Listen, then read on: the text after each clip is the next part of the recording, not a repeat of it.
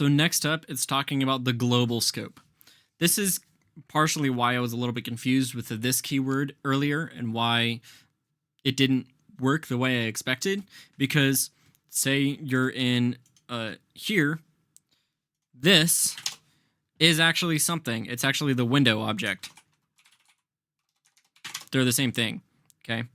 Or sorry, window. This and window are the same thing. In Node.js, if I come on terminal, come on, Node. If I type this, that is actually assigned to something. But if I console.log this inside of here, it's an empty object, and that's why it confuses me. Because this is supposed to include a bunch of other stuff. So the global scope is supposed to be the this keyword, but in this situation, in this specific sandboxed environment, it is not. They are two different things, and I don't like that. That is not how the global scope is supposed to work. So anyway, at the top of main function, okay, const satellite equals the moon. Const galaxy equals the Milky Way. Const stars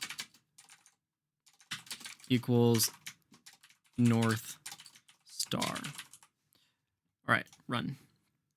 Great.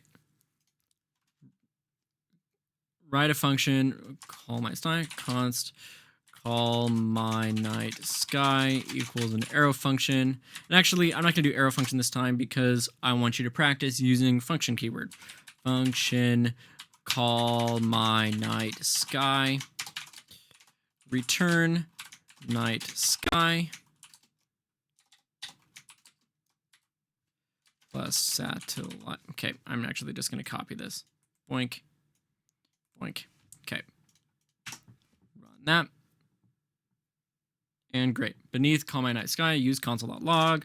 Console.log call my night sky. I'll run that. Okay. So as we found out in the previous one, it's using different things, using the constants that are outside, that are inside the global scope. Okay. You can reference things outside. This is pretty redundant, but the global scope is supposed to be anywhere that is not inside of a function or some block scope, like if or something like that. The global scope is outside of that everywhere else, okay? So then you have block scope.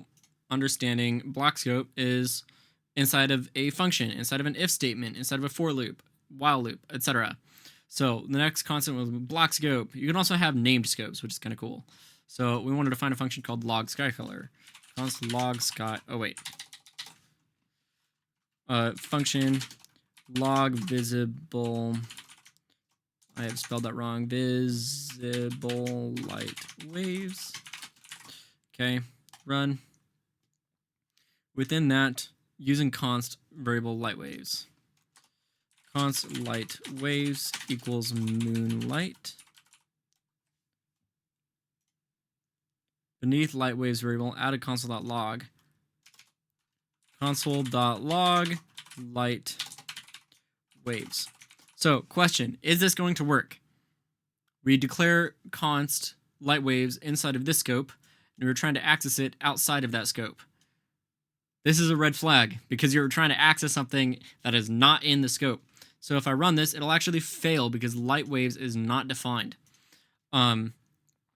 So yeah, it breaks. What?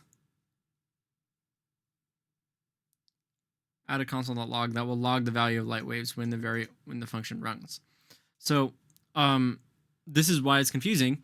So you have to say log visible light waves. Actually, log visible light waves, and you have to make sure that it is here, console.log light waves. I think that's what it wants me to do. Yeah. So call it, already did. Okay. Beginning the function call, log the value from the outside the function. You'll notice that you get a reference error. I've already done that. Console.log light waves. I did that out of order. I thought it wanted me to that first. All right, great. We already established that there's a log error. So basically you can only access variable names that are inside of its scope or inside of its parent scope or the grandparent scope, et cetera, et cetera.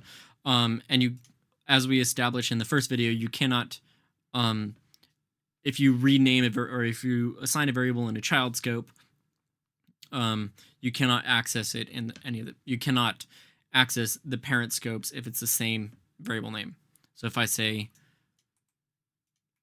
here, hi, if I run that, it'll say moonlight in here and hi in there.